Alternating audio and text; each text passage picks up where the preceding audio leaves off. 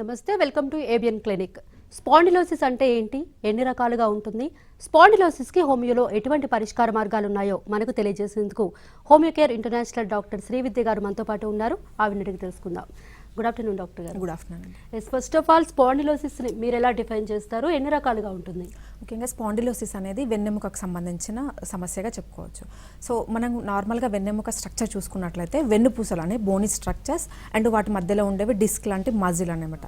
So ఎప్పుడైతే వెన్నుపూసలు అరుగుదలకు లోనవ్వడం కానివ్వండి, లేదంటే డిస్క్ అనేది డీజనరేషన్గా అంటే జనరల్గా ఏజ్ ఫ్యాక్టర్తో హైడ్రోసిస్ అంటే డీహైడ్రేషన్కి లోన్ అవ్వడం వల్ల వాట్ ఎవర్ ద రీజన్, ఏ కారణంతో అయినా సరే వెన్నుపూసల అరుగుదల లేదంటే డిస్క్ యొక్క అరుగుదల కానివ్వండి సమస్యలు తలెత్తినప్పుడు దాన్ని మనం స్పాండిలోసిస్గా చెప్పుకుంటాం. సో వెన్నుపూసలో మెయిన్గా ఏంటంటే మెడ భాగంలో ఉన్నట్లయితే దాన్ని సర్వైకల్ రీజన్ అంటాం. అంటే C1 నుంచి C7 వరకు అంటే వెన్నుపూసలు మరి వాటి మధ్యలో ఉండే డిస్క్లు ఏదైనప్పటికీ ప్రాబ్లం లోనట్లయితే మనం దాన్ని సర్వైకల్ స్పాండిలోసిస్గా చెప్పుకుంటాం. ఇదే ప్రాబ్లం అంటే ఇంటర్నల్గా పెథాలజీ ఒకే రకంగా ఉండొచ్చు. అది వెన్నెముక మధ్య భాగంలో కానివ్వండి లేదంటే నడుము ప్రాంతంలో అంటే స్పైనల్ కార్డ్ యొక్క లోవర్ 1/3 కూడా డీజనరేషన్కి లోన్ అయ్యే ఛాన్సెస్ ఉంటాయి. దీన్ని లంబా స్పాండిలోసిస్గా చెప్పుకోవచ్చు. స్పాండిలోసిస్ మీన్స్ బోనీ స్ట్రక్చర్ వెన్నుపూస అరుగుదలకు లోన్ అవ్వడం వల్ల ముఖ్యంగా వచ్చే ఛాన్సెస్ ఉంటాయి. ఓకే అండి, కాలర్ లైన్లో ఉన్నారు కోదాడ నుంచి సీతారాం గారు. సీతారాం గారు మేడం మాట్లాడండి డాక్టర్ గారితో, మీ సమస్య ఏంటో చెప్పండి. మేడం నాకు ఈ L4 L5 రెస్టన్ డిస్క్ బల్జన్ వచ్చిందండి. ఓకే, 1.5 ఇయర్ బ్యాక్ సడన్ గా వెయిట్ పట్టుకున్నాను. ఓకే, పట్టుకున్నప్పటి నుంచి బ్యాక్ పెయిన్ వస్తుంది. ఓకే, MRI తీయించుకుంటే L4 L5 రెస్టన్ డిస్క్ బల్జన్ వచ్చింది. ఓకే, టూ టైమ్స్ తీయించాను MRI. ఓకే, అది ప్రాబ్లం కొద్దిగా ఉంది అంటున్నారు కానీ నాకు డైలీ వర్క్ చేసుకోవడం ఇబ్బందిగా ఉంది. ఓకే, ఈ నడుము వెన్నుపూస మెడలు మొత్తం అన్ని పెయిన్ వస్తుంది మేడం. మీ ఏజ్ ఎంత అండి? నెక్స్ట్ నా ఏజ్ 30 మేడం. ఓకే, నాకు నెక్స్ట్ రైట్ షోల్డర్ కూడా పెయిన్ వస్తుంది. ఓకే, ఇది మేడం నాది ప్రాబ్లం. మీరు ఏం వర్క్ చేస్తుంటారండి? నేను కాలేజీలో లెక్చరర్ చేస్తానండి. ఓకే, సో మెయిన్గా మీరు చెప్పిన ప్రాబ్లం L4 L5 మధ్యలో డిస్క్ బల్జ్ అనేది ఫస్ట్ స్టేజ్ ఆఫ్ ద స్పాండిలోసిస్గా చెప్పుకోవచ్చు. దాన్ని లంబా స్పాండిలోసిస్ అంటారు. బట్ ప్రాబ్లం ఫస్ట్ స్టేజ్లోనే ఉంది. బట్ మనం డైలీ యాక్టివిటీస్ ఏదైతే ఎగెనెస్ట్గా చేస్తామో జనరల్గా డిస్క్ బల్జ్ ఉన్నవాళ్ళు హెవీ వెయిట్ లిఫ్ట్ ఒకటి, తర్వాత ఫార్వర్డ్ బెండింగ్ చేయడం ఒకటి చేయడం వల్ల ఉన్న ప్రాబ్లం ఎక్కువగా తెలుస్తుంది. మాటిమాటికి MRI తీయాల్సిన అవసరం లేదు. L4 L5 డిస్క్ బల్జ్ అనేది మనకు ఫస్ట్ స్టేజ్లో ఉంది కాబట్టి మీరు తీసుకోవాల్సిన జాగ్రత్తలు ఏవైతే ఉన్నాయో అంటే హెవీ వెయిట్ లిఫ్టింగ్ ఒకటి అవాయిడ్ చేయండి. ఫార్వర్డ్ బెండింగ్ ముందుకు వంగటం కానీ హెవీగా రిపీటెడ్గా చేయడం అనేది మానుకోండి. హెవీ ట్రావెలింగ్ చేయాల్సి వచ్చినప్పుడు అంటే ఎక్కువ దూరం ట్రావెలింగ్ చేయాల్సి వచ్చినప్పుడు జర్నీలు చేయాల్సి వచ్చినప్పుడు లంబార్ బెల్ట్ అనేది సపోర్టివ్గా దొరుకుతుంది. ఇది ధరించడం వల్ల ప్రాబ్లం అనేది అంటే డిస్క్ బల్జ్ అనేది ఒక ఏరియాలో ఉంది L4 అండ్ L5 మధ్యలో ఉన్నది ఫర్దర్గా పెరగకుండా ఉంటుంది. సో ఒకసారి ఇలాంటి ప్రాబ్లం ఏంటంటే హోమియోలో పర్మనెంట్గా కాన్స్టిట్యూషన్ ట్రీట్మెంట్ తీసుకున్నట్లయితే పర్మనెంట్గా ఉంటుంది. అంటే ప్రాబ్లం అనేది మళ్ళీ రిపీట్ లేకుండా గ్రాడ్యువల్గా తగ్గిపోయే ఛాన్సెస్ ఉంటాయి. సో ఒకసారి MRI రిపోర్ట్ తీసుకొని నియరెస్ట్ బ్రాంచ్కి విజిట్ అవ్వండి. డాక్టర్ గారు, ఈ స్పాండిలోసిస్ అనేది ఏజ్ని బట్టి ఉంటుందా, అంటే ఏ వయసు వారిలో ఎక్కువగా చూస్తుంటాం? సో మెయిన్గా స్పైనల్ కార్డ్ ప్రాబ్లమ్స్ మల్టిపుల్ ఉంటాయి. స్పాండిలోసిస్ అనేది ప్యూర్గా ఏజ్ రిలేటెడ్ ఫ్యాక్టర్ అంటే అబోవ్ 45 ఇయర్స్ ఉన్న వాళ్ళలో ఎక్కువగా వచ్చే ఛాన్సెస్ ఉంటుంది. ఎందుకంటే వయసు పెరిగే కొద్దీ క్రమేణా బోన్ డెన్సిటీ తగ్గిపోవడం కానీ అరుగుదలకు లోనవ్వడం జరుగుతుంది. ఇది ప్రైమరీ కాజ్ స్పాండిలోసిస్. బట్ యంగేజ్లో వచ్చే వాళ్ళలో కూడా వెన్నెముక సమస్యలు వచ్చే ఛాన్సెస్ ఉంటాయి. స్పాండిలైటిస్ అంటాము అంటే ఇన్ఫ్లమేషన్ అంటే డిసీజ్ వల్ల కానివ్వండి, ఇంటర్నల్గా ఇన్ఫ్లమేషన్ అంటే మనకు ఇన్ఫెక్షన్స్ ఉండడం వల్ల కూడా ఎర్లీ ఏజ్లో అంటే ఏజ్ ఫ్యాక్టర్తో సంబంధం లేకుండా ఈవెన్ 18 ఇయర్స్ అండ్ 20 ఇయర్స్ వాళ్ళలో కూడా వెన్నెముక సమస్యలు వచ్చే ఛాన్సెస్ ఉంటాయి. మెయిన్గా ఇలాంటి ప్రాబ్లమ్స్ ఏంటంటే జెనెటికల్గా వచ్చే యాంకలోజింగ్ స్పాండిలైసిస్ అంటాము. స్పాండిలైటిస్ అనేది ఏజ్తో సంబంధం లేదు, ఎంగేజ్లో వాళ్ళకి ఎక్కువగా వచ్చే ఛాన్సెస్ ఉంటాయి. ఇది ప్యూర్గా జెనెటికల్ ఫ్యాక్టర్ కాబట్టి డిలే చేయకుండా ట్రీట్మెంట్ తీసుకుంటే కనుక ఎర్లీ స్టేజ్లో ఉంటే కంప్లీట్గా బయటపడే ఛాన్సెస్ ఉంటాయి.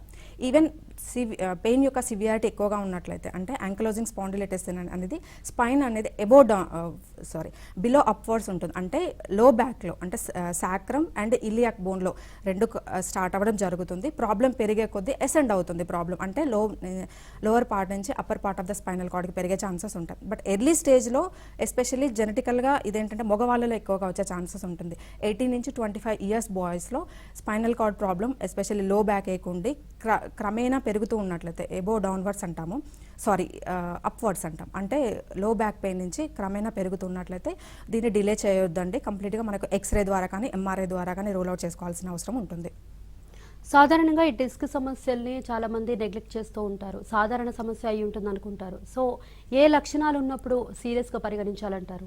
మెయిన్గా స్పాండిలోసిస్ అనేది ప్రాణాంతకం కాదు, బట్ ఫస్ట్ స్టేజ్లో ఉన్నట్లయితే మనం ఈవెన్ అక్యూట్ పెయిన్స్ అంటాం, అంటే ఈవెన్ నెక్ పెయిన్ కానివ్వండి, బ్యాక్ పెయిన్ అక్యూట్గా ఫాస్ట్గా డెవలప్ అయినట్లయితే మినిమం జాగ్రత్తలు తీసుకోవడం వల్ల, అంటే మెయిన్గా హెవీ విత్ లెఫ్ట్ వెయిట్ చేయడం కానివ్వండి, లేదంటే forward bending of the spinal cord, abnormal posture maintain చేయడం, ఇవి అవాయిడ్ చేసుకుంటూ ఒక 6 వీక్స్ పాటు అంటే 1.5 మంత్ వరకు కూడా ఫిజికల్ యాక్టివిటీ కనుక మెయింటైన్ చేసినట్లయితే, అంటే మనం జనరల్గా అడ్వైస్ చేస్తుంటాము మజిల్ స్ట్రెంథనింగ్ ఎక్సర్సైజెస్ అంటాము. ఈ ఎక్సర్సైజెస్ వల్ల మళ్ళీ కంప్లైంట్ అనేది రికవరీ ఉండదు.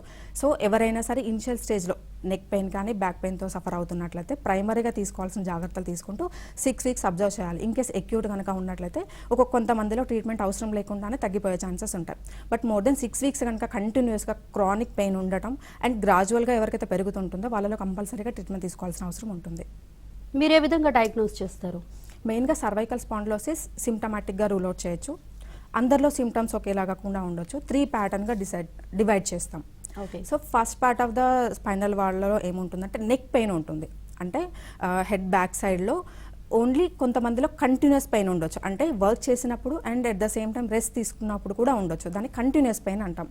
బట్ కొంతమందిలో ఆన్ అండ్ ఆఫ్గా ఉంటుంది, ఇంటర్మీడియట్ పెయిన్ అంటాం, అంటే వన్స్ ఇన్ ఏ వీక్ లేదంటే హెవీ వర్క్ చేసినప్పుడు, హెవీ వెయిట్ లిఫ్ట్ చేసినప్పుడు, మగవాళ్ళలో అయితే డ్రైవింగ్ చేసినప్పుడు మాత్రమే ఉంటుంది. దీన్ని ఇంటర్మీడియట్ పెయిన్ అంటాము. ఇలాంటి వాళ్ళలో ఇంతకుముందు చెప్పిన జాగ్రత్తలు అంటే మెయింటైన్ చేసుకున్నట్లయితే ట్రావెలింగ్ అవాయిడ్ చేయడం వల్ల తగ్గిపోయే ఛాన్సెస్ ఉంటాయి.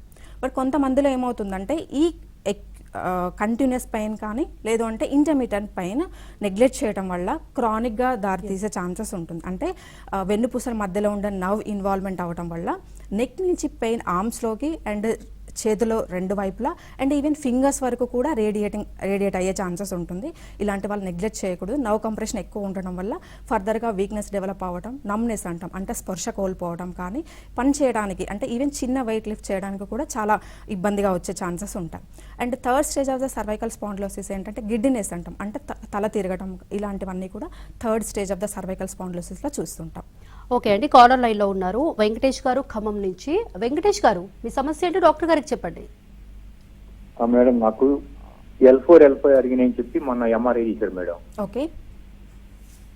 దాంట్లో ఒక బయటకు వచ్చింది, ఇట్లా అంటే దాని బయటకు వచ్చిందని చెప్పారు మేడం. ఓకే. సో దానివల్ల ఏమవుతుందంటే మేడం, నాకు నడుస్తుంటే కాలు తిమ్మిరి వస్తుంది, అరికాల నుంచి తిమ్మిరి వస్తుంది. ఓకే. ఈ ముందు కొంగున్నా కానీ పెయిన్ వస్తుంది. ఓకే. ఎంతకాలం నుంచి ఉందండి ఈ ప్రాబ్లం మొత్తం కూడా? అంటే అంతకు ముందు పెద్దగా ఏమని తెలియదు మేడం. ఈ మధ్య కాలంలో సడన్ గా బండి మీద పోతుంటే అనిపించింది మేడం, ఎక్కేసిన కాడ. ఓకే. 2 వీలర్ మీద పోతుంటే ఎక్కేసిన కాడ అనిపించింది మేడం. ఓకే. డాక్టర్ గారు చూస్తే ఇప్పుడు కరోనా కదమ్మా, కీహోల్ సర్జరీ చేయాలన్నది. అది ఏమైనా చేపేనా మేడం? ఓకే. చేయించుకోవటం వల్ల ఏమైనా ఇబ్బంది ఉందా? Okay. So L4 L5 disc అనేది మగవాళ్ళలో సాధారణంగా వచ్చే సమస్య. అండ్ మీరు చెప్పిన దాన్ని బట్టి కూడా సియాటికా అంటాం, అంటే especially second stage of the lumbar స్పాండిలోసిస్లో మీకు చెప్పినట్టుగా మధ్యలో ఉన్న డిస్క్ అనేది ప్రాపర్గా మధ్యలో ఉండాలి నార్మల్గా. బట్ ఎప్పుడైతే ప్రాబ్లం వల్ల బయటికి రావడం జరుగుతుందో either one side, either left కానీ లేదంటే రైట్ కానీ, మీ విషయంలో చూసుకున్నట్లయితే లెఫ్ట్ బల్జ్ అవ్వడం వల్ల అక్కడ ఉన్న నర్వ్ కంప్రెషన్, అంటే సియాటిక్ నర్వ్ అనేది కంప్రెషన్ అవ్వడం జరుగుతుంది. దీన్ని లెఫ్ట్ సైడ్ సియాటికా చెప్పవచ్చు. దీనికి సర్జరీ అవసరం లేదని తీసుకోవాల్సిన ప్రికాషన్స్ ప్రాపర్గా మెయింటైన్ చేసుకుంటూ హోమియోపతి కొద్ది కాలం తీసుకున్నట్లయితే, ఎస్పెషల్లీ 6 to 8 months కోర్స్ కనుక మీరు ప్రాపర్గా మెయింటైన్ చేస్తే కంప్లీట్గా తగ్గిపోయే ఛాన్సెస్ ఉంటాయి. సర్జరీ అనేది ఇలాంటి ప్రాబ్లంలో పర్మనెంట్ సొల్యూషన్ కాకపోవచ్చు. మళ్ళీ మెయింటైనింగ్ ఫ్యాక్టర్స్ ఏవైతే చూస్తుంటారో, అంటే ఫార్వర్డ్ బెండింగ్ చేసినా కానీ లేదంటే ప్రాపర్గా రెస్ట్ తీసుకోకుండా హెవీ ట్రావెలింగ్ చేసినప్పుడు మళ్ళీ రిపీట్ అయ్యే ఛాన్సెస్ ఉంటాయి. సో ఇలాంటి ప్రాబ్లమ్స్కి, అంటే సియాటికా ప్రాబ్లం కానివ్వండి, డిస్క్ బల్జ్ లాంటి ప్రాబ్లమ్స్కి హోమియోపతిలో పర్మనెంట్ సొల్యూషన్ ఉంటుంది. ఒకసారి మీ ఎంఆర్ఐ రిపోర్ట్ తీసుకొని నియరెస్ట్ బ్రాంచ్కి విజిట్ అవ్వండి. సో సెకండ్ స్టేజ్లో ఉన్నప్పుడు ఏంటంటే మెడిసిన్తో పాటుగా మనం తీసుకునే జాగ్రత్తలు చాలా ఇంపార్టెంట్. అంటే వెయిట్ లిఫ్టింగ్ ఒకటి, హెవీ డ్రైవింగ్ అనేది కొద్ది వరకు మానుకోవడం చాలా మంచిది. ఇన్ కేస్ చేయవలసి వచ్చినప్పుడు బెల్ట్ ధరించడం అనేది ఫర్దర్గా ప్రాబ్లం పెరగకుండా ఉంటుంది. పెయిన్ తీవ్రత తక్కువగా ఉన్నప్పుడు, నొప్పి ఎప్పుడైతే డేలో తక్కువగా ఉంటుందో ఆ టైంలో యాక్టివిటీస్ అంటే మీకు ఎక్సర్సైజ్ లాంటివి మెయింటైన్ చేసుకున్నట్లయితే పెయిన్ అనేది ఫర్దర్గా పెరగకుండా ఉంటుంది. బట్ కంప్లీట్గా వితౌట్ సర్జికల్ ఇన్వాల్వ్మెంట్ లేకుండా తగ్గాలి అంటే హోమియోపతిలో బెస్ట్ ఆప్షన్ ఉంటుంది. ఓకే అండి, ఏలూరు నుంచి వెంకటలక్ష్మి గారు ఉన్నారు. నెక్స్ట్ వెంకటలక్ష్మి గారు నమస్తే అండి. హలో నమస్తేనండి. మాట్లాడండి డాక్టర్ గారితో. నమస్తే మేడం. నమస్తే, చెప్పండి. లాస్ట్ జనవరి నుంచి నాకు ఇలా పెయిన్ వస్తుందండి, మెడ నొప్పి అలా అని తల తిరగడం అనేసి స్టార్ట్ అయిందండి. ఓకే, సరే అని డాక్టర్ కన్సల్ట్ చేస్తే ఆయన బ్రెయిన్ కేమో అని ఇది బ్రెయిన్ స్కాన్ తీశారు. ఓకే, తర్వాత ఎక్స్రే కూడా తీశారు Okay. మెడ నెక్ పెయిన్స్ కి. ఓకే, ఆయన చెప్పింది ఏంటంటే స్పాండిలైటిస్ అన్నారు ఓకే, అని ఆయన B12 కి సంబంధించిన టాబ్లెట్లు రాసిచ్చారు మేడం. ఓకే, అయితే కొన్నాళ్ళు తగ్గిందండి. Okay. ఒక 15 days కి మాత్రం మొత్తం తగ్గిపోయింది, తల తిరగడం ఇవన్నీ, ఓకే, నెక్ పెయిన్స్ ఇవన్నీ తగ్గాయండి. ఓకే, తర్వాత మళ్ళీ రీసెంట్ గా స్టార్ట్ అయింది మేడం. ఓకే. మ్మ్. మీరేం వర్క్ ఇంకా చేస్తుంటారండి? నేను టీచర్ గా చేస్తానండి, ఓకే, టీచర్ గా చేస్తాను. ఓకే, తర్వాత మళ్ళీ రీసెంట్ గా డాక్టర్ ని కలవడం చేస్తానండి. మళ్ళీ ఓకే, న్యూరాలజిస్ట్ ని కలిసాను. ఓకే, కలిస్తే ఆయన మళ్ళీ MRI తీశారు, తర్వాత స్పైన్ స్క్రీనింగ్ కూడా తీశారండి. ఓకే, తీస్తేనేమో ఆయన కూడా ఇలాగే అన్నారు, డిస్కల్ దగ్గర మీకు నర్వస్ ప్రెస్ అవుతున్నాయమ్మా ఓకే, అని ఏవో టాబ్లెట్లు రాసిచ్చారు మేడం. ఓకే, ఒక 10 days నుంచి నేను వాడుతున్నాను, 15 days నుంచి. ఓకే, కొంచెం పెయిన్ నుంచి అయితే రిలీఫ్ వచ్చిందండి. నాకైతే ఈ చేతి వేళ్ళు కూడా చురుకుమని నొప్పి రావడం, తల తిరగడం, ఈ ఐ నర్వస్ కూడా లాగడం, కంటికి సంబంధించిన నరాలు లాగడం కూడా ఇవి ఉన్నాయండి. ఓకే, అయితే అవన్నీ కొంచెం కవర్ అయ్యాయి. మళ్ళీ మనం టాబ్లెట్లు వాడేస్తే మళ్ళీ పెయిన్ స్టార్ట్ అవుతుందా మేడం? ఓకే. సో మీరు చెప్పింది ఏంటంటే ఆల్మోస్ట్ 2020 జనవరి నుంచి ప్రాబ్లంతో సఫర్ అవుతున్నారు. మెడిసిన్ తీసుకున్నప్పుడు తగ్గడం, అట్ ద సేమ్ టైం ఆపేసిన తర్వాత మళ్ళీ రిపీట్ అవ్వడం అనేది సర్వైకల్ స్పాండిలోసిస్ అనేది దీర్ఘకాలిక ప్రాబ్లం కాబట్టి స్టాప్ చేసిన తర్వాత మళ్ళీ వచ్చే ఛాన్సెస్ ఉంటాయి. సో మీ విషయంలో ఏంటంటే మనం నర్వ్ కంప్రెషన్ అంటాం, అంటే స్పాండిలోసిస్ యొక్క లేటెస్ట్ స్టేజ్లో అంటే కాంప్లికేషన్స్గా చెప్పుకోవచ్చు. తిమ్మిర్లు రావడం కానివ్వండి, వీక్నెస్ డెవలప్ అవ్వడం, రేడియేటింగ్ పెయిన్ అండ్ గిడ్డినెస్, చక్కెర రావడం కూడా ప్యూర్గా స్పాండిలోసిస్ యొక్క లక్షణాలు. మెడిసిన్ తీసుకోవడం వల్ల ఇన్ టైంలో తగ్గుతుంది, అంటే 6 to 8 hours అనేది మెడిసిన్ ఒక యాక్షన్ ఉండటం వల్ల తగ్గుతుంది. బట్ ఈవెన్ కంప్లీషన్ అయిపోయిన తర్వాత మళ్ళీ రిపీట్ అయ్యే ఛాన్సెస్ ఉంటాయి. హోమియోపతిలో ఇలాంటి ప్రాబ్లమ్స్కి అంటే సర్వైకల్ స్పాండిలోసిస్ కానీ లేదంటే లంబార్ స్పాండిలోసిస్ కానీ పర్మనెంట్గా సొల్యూషన్ ఉంటుందండి. అంటే ఇనిషియల్గా ఏమవుతుందంటే నర్వ్ కంప్రెషన్ అనేది రికవర్ చేయడం జరుగుతుంది. సో న్యూరలాజికల్ ప్రాబ్లమ్స్, తిమ్మిర్లు కానీ రేడియేటింగ్ పెయిన్ తొందరగా తగ్గిపోతుంటాయి. అండ్ గ్రాడ్యువల్గా ఇంకా నెక్ పెయిన్ కానివ్వండి ప్యూర్గా తగ్గిపోయే ఛాన్సెస్ ఉంటాయి కంప్లీట్గా. At the same time disc problem ఏదైతే బల్జ్ అవుతుందో అది కూడా కంప్లీట్గా సెట్ అయ్యే ఛాన్సెస్ ఉంటాయి. సో ట్రీట్మెంట్ తీసుకుంటున్నారు కాబట్టి కంటిన్యూ చేయండి. ఒకసారి MRI రిపోర్ట్ తీసుకుని నియరెస్ట్ బ్రాంచ్కి విజిట్ అవ్వండి. హోమియో ట్రీట్మెంట్లో మీకు వితిన్ షార్ట్ టైంలోనే కంప్లీట్గా రికవర్ అయ్యే ఛాన్సెస్ ఉంటాయి. హెవీ వెయిట్ లిఫ్టింగ్ చేయడం అనేది కొద్ది రోజులు అవాయిడ్ చేయండి. ఓకే అండి, నెక్స్ట్ పశ్చిమ గోదావరి జిల్లా నుంచి విద్య గారు ఉన్నారు ఫోన్ లైన్లో. విద్య గారు మాట్లాడండి డాక్టర్ గారితో. విద్య గారు మేడం, చెప్పండి. డాక్టర్ గారేనా మేడం? అవును, చెప్పండి. నాకు 10 సంవత్సరాలు బట్టి బ్యాక్ పెయిన్ బాగా వస్తుంది మేడం. ఓకే, మీ వయసు ఎంత అండి? 35 మేడం. ఓకే, అయితే కాలు కూడా ఎడం కాలు ఒక రోజు, కుడి కాలు ఒక రోజు బాగా వెనకమల నరము కాలు లాగేస్తుంది మేడం. ఓకే, మళ్ళీ ఒక 4 పెయిన్ కూడా మేడం. ఏదైనా వంగుని పని చేస్తే మెల్ల వాచిపోతాయి మేడం. ఓకే, మెడ కింద కూడా మేడం ఎర్రగా నరాలు కందిపోయినట్టు ఉండి ఓకే, కుడి చెయ్యి కూడా బాగా లాగుద్ది మేడం. ఓకే. మీరు ఏమైనా మెడిసిన్ స్టార్ట్ చేశారండి ఈ ప్రాబ్లం కోసం? వాడుతున్నాను మేడం, తగ్గట్లేదు. అసలు మెల్ల కూడా పక్కకి అటు గాని ఇటు గాని అసలు తిప్పనియ్యి madam. Okay. So almost 10 years నుంచి అంటే చాలా దీర్ఘకాలికంగా స్పైనల్ కార్డ్ లాంటి ప్రాబ్లమ్స్ ఉండటం వల్ల ఇనిషియల్ స్టేజ్లో ఓన్లీ లోకలైజ్డ్గా ఉంటుంది పెయిన్. అంటే ఎక్కడైతే నర్వ్ కంప్రెషన్ కానివ్వండి, వర్టిబ్రేలు డిస్క్ లోకలైజ్డ్గా ఉంటాయో మెడ నొప్పి లేదంటే mid part of the back కానీ లేదంటే లోవర్ పార్ట్లో మాత్రమే పెయిన్ ఉంటుంది. గ్రాడ్యువల్గా ఇంటర్నల్గా ప్రాబ్లం పెరిగే కొద్దీ అంటే డిస్క్ బల్జ్లు ఎక్కువ అవడం కానివ్వండి లేదంటే నెంబర్ ఆఫ్ ద డిస్క్లు కూడా ఎఫెక్ట్ అవ్వడం వల్ల క్రమేణా లోకలైజ్డ్గా అంటే ఆ భాగంలో ఉన్న నొప్పి ఆ నర్వ్స్ వల్ల ఎలాంగ్ ఎక్కడైతే కోర్స్ ఉంటుందో అంటే 2 కాళ్ళ వరకు వెళ్ళటం కానివ్వండి, లేదంటే చేతులకు పాకడం కానీ జరుగుతుంది. ఇవన్నీ డిస్క్ ప్రాబ్లం యొక్క లక్షణాలు. ఒకసారి ఎక్స్రే రిపోర్ట్ చేయించండి, అంటే మెడ కానివ్వండి, హోల్ ద స్పైనల్ కార్డ్ అనే ఎక్స్రే తీయడం ద్వారా మనకు ఏ ప్రాబ్లంలో ఉందనేది, ఏ లెవెల్లో ఉందనేది ఫస్ట్ ఐడెంటిఫై చేయడం జరుగుతుంది. అండ్ ప్రాపర్గా ట్రీట్మెంట్ తీసుకున్నట్లయితే తగ్గిపోయే ఛాన్సెస్ ఉంటుంది. సో ఎస్పెషల్లీ ఉమెన్లో ఇలా ఇయర్స్ టుగెదర్ 8 years 10 years ఉండడానికి రీజన్ ఏంటంటే కాల్షియం అనేది చాలా తక్కువగా ఉండటం వల్ల, అంటే బోన్స్ స్వతహాగా వీక్ ఉండడం కానివ్వండి, లేదంటే వైటమిన్ డి డెఫిషియన్సీ ఉండడం వల్ల కూడా ప్రాబ్లం అనేది అంత ఈజీగా మెడిసిన్స్ రెస్పాండ్ అవ్వకుండా ఇలా దీర్ఘకాలికంగా పెరిగే ఛాన్సెస్ ఉంటాయి. సో ఎవ్రీడే సన్లైట్ ఎక్స్పోజ్ అవ్వడం అనేది చాలా ఇంపార్టెంట్. దీంతో పాటుగా కాల్షియం డైట్ ఎక్కువగా ఉండటం, లీఫీ వెజిటబుల్స్ కానీ మిల్క్ అండ్ మిల్క్ ప్రోడక్ట్స్ ఎక్కువగా తీసుకుంటండి. మనకు మెడిసిన్తో పాటు ఈ డైటరీ కూడా ఫాలో చేసినట్లయితే తొందరగా తగ్గిపోయే ఛాన్సెస్ ఉంటుంది.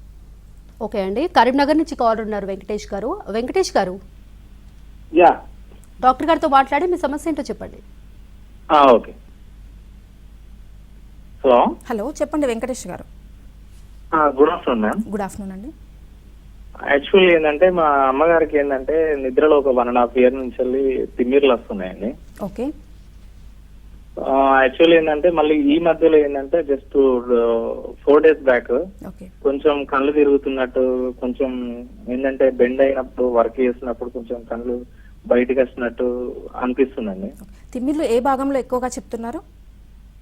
ఎక్కువ వచ్చేసి చేతులకైతే 80% చేతులకు వస్తాయండి, అప్పుడప్పుడు కాళ్ళకి వస్తాయి. ఓకే. అదేనండి ప్రాబ్లం. ప్రాబ్లం ఏంటి అర్థం కావట్లేదు. ఓకే. సో జనరల్ గా యాక్చువల్లీ ఏంటంటే ఇదే ప్రాబ్లం మేము ఏంటంటే మా అమ్మగారు హార్ట్ పేషెంట్ అండి. ఓకే. దానివల్ల ఏమైనా వస్తుందని నిన్న ఎక్కడికి హన్మకొండకి వెళ్ళాము. ఓకే. అది ప్రాపర్ గా ఉంది, జస్ట్ 2 tablets ఇచ్చారు. అయితే నేను అనుకుంటున్నా ఇది నర్వస్ ప్రాబ్లం అని నేను అనుకుంటున్నాను. ఇప్పుడు సడన్ గా నేను టీవీ చూస్తుంటే ఏబిఎన్ చూసాను. ఓకే. మీ ప్రోగ్రామ్ చూస్తుంటే ఇదే ప్రాబ్లం ఎవరు ఇంతకుముందు అడిగారు, ఏదో తిమ్మిర్లు అని మీరు చెప్పారు, అది నేను కరెక్ట్ క్యాచ్ చేశాను. ఒకసారి ప్రాబ్లం ఎందుకు అసలు చెప్తారు? సో జనరల్ గా హార్ట్ ప్రాబ్లమ్ కి ఇప్పుడు వచ్చి తిమ్మిర్లు కానివ్వండి, గిడ్డినెస్ కి సంబంధం లేదు. బట్ ఏంటంటే ఏజ్ ఫ్యాక్టర్ వల్ల మెడలో ఉన్న వర్టిబ్రెల్ అంటే వెన్నుపూసలో అరుగుదలకు లోనవ్వడం వల్ల, లేదు అంటే డిస్క్లు అనేది చాలా రోజుల నుంచి ఎక్కువ వెయిట్ లిఫ్ట్ చేయడం కానివ్వండి, వాట్ ఎవర్ ద రీజన్, ఏజ్లో అంటే 50+ ఏజ్ వాళ్ళలో డిస్క్ బల్జ్ అనేది చాలా కామన్గా చూస్తుంటాం. ఇలా ఎక్కువ రోజులు ఉండడం వల్ల అక్కడ ఉన్న నర్వ్ మీద కంప్రెషన్కి లోనట్లయితే ఇలా పడుకున్నప్పుడు ప్రెజర్ పడినప్పుడు పెయిన్ రావడం, తిమ్మిర్లు రావడం అనేది చూస్తుంటాము. ఇది సర్వైకల్ స్పాండిలోసిస్ యొక్క లక్షణం. ఒకసారి ఎక్స్రే తీయించండి. బేసిక్గా ఎక్స్రేలో ఏంటంటే మనకి ఆస్టియోఫైట్స్ ఫార్మేషన్ కానివ్వండి, లేదంటే ఇనిషియల్గా ఏవైతే ఉందో సర్వైకల్ స్పాండిలోసిస్ లక్షణాలు తెలుస్తాయి. దాంతోపాటుగా ఎన్ని లెవెల్స్లో ఎన్ని డిస్క్లు ఎఫెక్ట్ అయ్యేదనే జరుగుతుంది. ఒకసారి ఎక్స్రే తీపించండి అండ్ ఫర్దర్గా అప్రోచ్ అవ్వండి. నెక్స్ట్ గురుప్రసాద్ గారు ఉన్నారండి తిరుపతి నుంచి. హలో. అవునండి. డాక్టర్ గారితో మాట్లాడండి, మీ సమస్య ఏంటో చెప్పండి. ఓకే.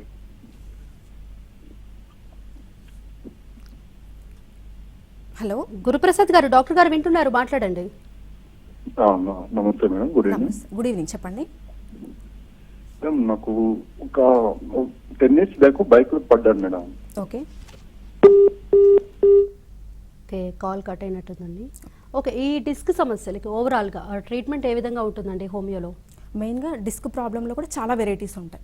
అంటే డిస్క్ బల్జ్ కానివ్వండి, లేదంటే లేటెస్ట్ స్టేజెస్లో ఏమవుతుంది అంటే స్పాండిలోలిస్థిస్ అనే ఒక కండిషన్ ఉంటుంది.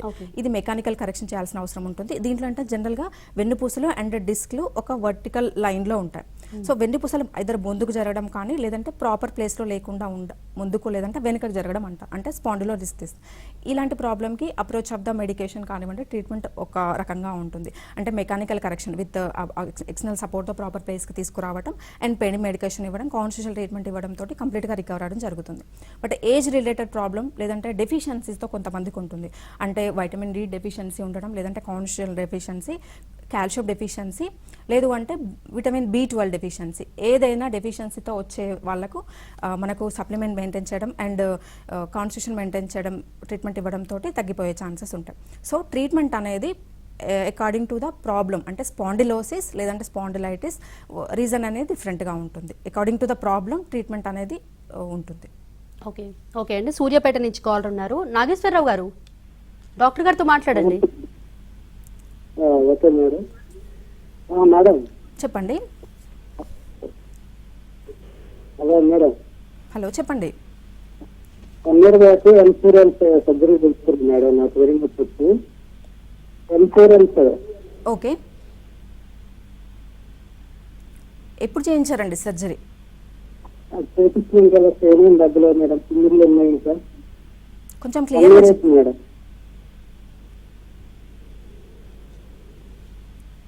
హలో, నమస్తే మేడం. ఓకే, సర్జరీ ఎప్పుడు చేయించారండి? 1 year అవుతుంది మేడం. 1 year ఓకే,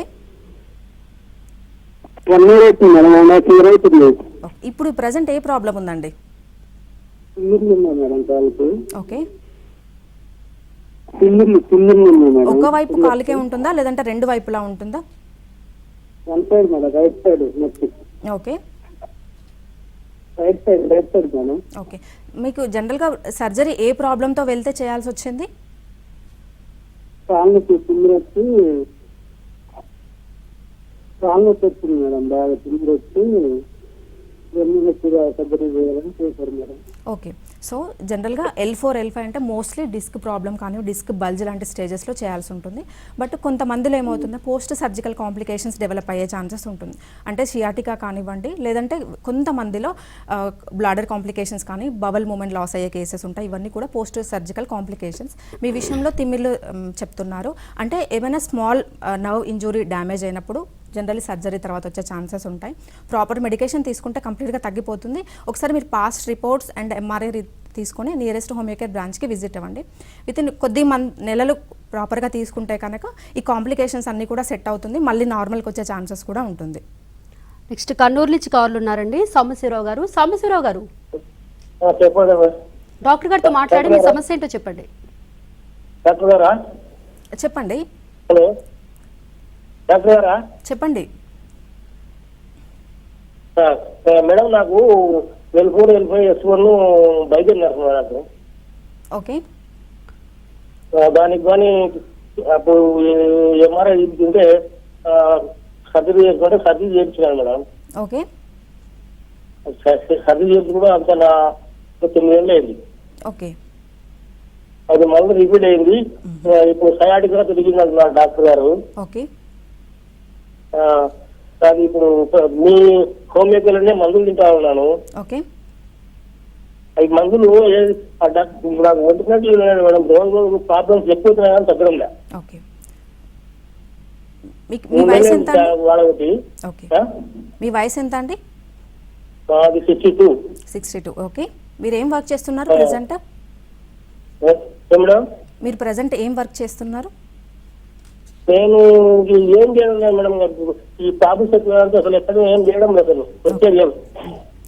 సో మెయిన్గా మీ ప్రాబ్లం సర్జరీ తర్వాత షియాటికా డెవలప్ అయింది అంటే పోస్ట్ సర్జికల్ కాంప్లికేషన్గా కూడా చెప్పుకోవచ్చు. ట్రీట్మెంట్తో పాటుగా అంటే మెడిసిన్ తీసుకోవడంతో పాటుగా మనం తీసుకోవాల్సిన జాగ్రత్తలు కూడా చాలా ఇంపార్టెంట్. ఎస్పెషల్లీ ఇలాంటి బ్యాక్ పెయిన్ ఉన్నప్పుడు, బ్యాక్ పెయిన్ కానీ షియాటికా లాంటి ప్రాబ్లం ఉన్నప్పుడు ఎక్కువ సేపు దూరం నడవడం కానీ లేదంటే మెట్లు ఎక్కడం దిగడం, కంప్లీట్గా కింద కూర్చోవడం అనేది అవాయిడ్ చేయండి.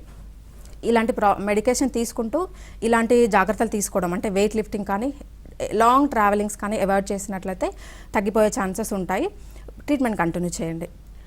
డాక్టర్ గారు, మారిన లైఫ్ స్టైల్ కూడా ఒక కారణం అనుకోవచ్చా స్పాండిలోసిస్కి? ఎస్, స్పాండిలోసిస్ జనరల్గా ఏజ్ రిలేటెడ్ ఫ్యాక్టర్ అంటే డీజనరేటివ్ ప్రాసెస్గా చెప్పుకోవచ్చు.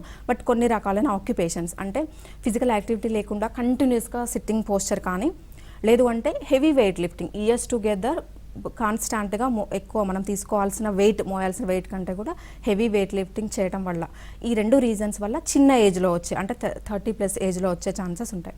ఇవే కాకుండా మాల్ న్యూట్రిషన్ ఈవెన్ చిల్డ్రన్ కానీ ఉమెన్ ఆర్ మెన్ తక్కువగా న్యూట్రిషన్ తీసుకోవటం వల్ల అంటే కాల్షియం కానీ వైటమిన్ డి డెఫిషియన్సీ లేదంటే ఈ ప్రాపర్ న్యూట్రిషన్ తీసుకోకుండా ఉన్నప్పటికీ కూడా ఈ రెండు రీజన్స్లో అంటే ఆక్యుపేషనల్ కావచ్చు లేదంటే న్యూట్రిషన్ ప్రాపర్గా తీసుకోకపోతే ఎర్లీ ఏజ్లోనే వచ్చే ఛాన్సెస్ ఉంటాయి.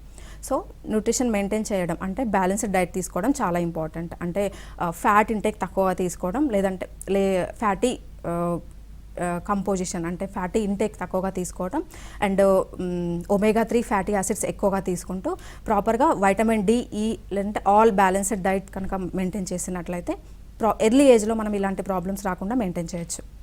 సర్జరీ అవసరం లేకుండానే హోమియోలో క్యూర్ చేయొచ్చు అని మీరు చెప్తున్నారు. అంటే ఎటువంటి పరిస్థితుల్లో సర్జరీ అవసరం పడుతుందంటారు?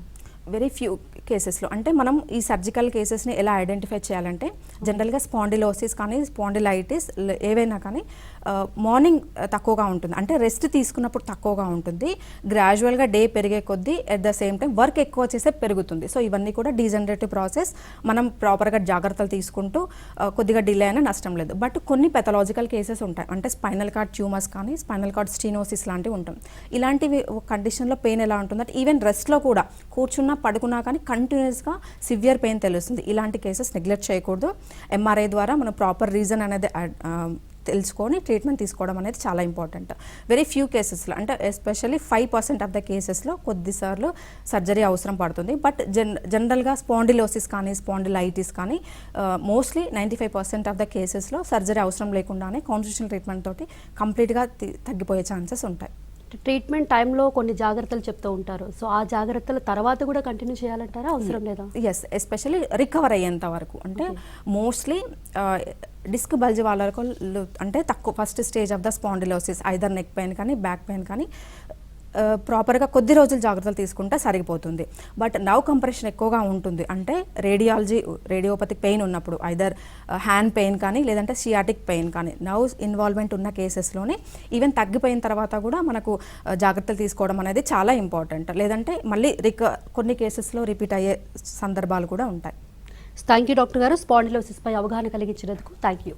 ఇది ఇవాల్టి ఏబిఎన్ క్లినిక్. చూస్తూనే ఉండండి ఏబిఎన్.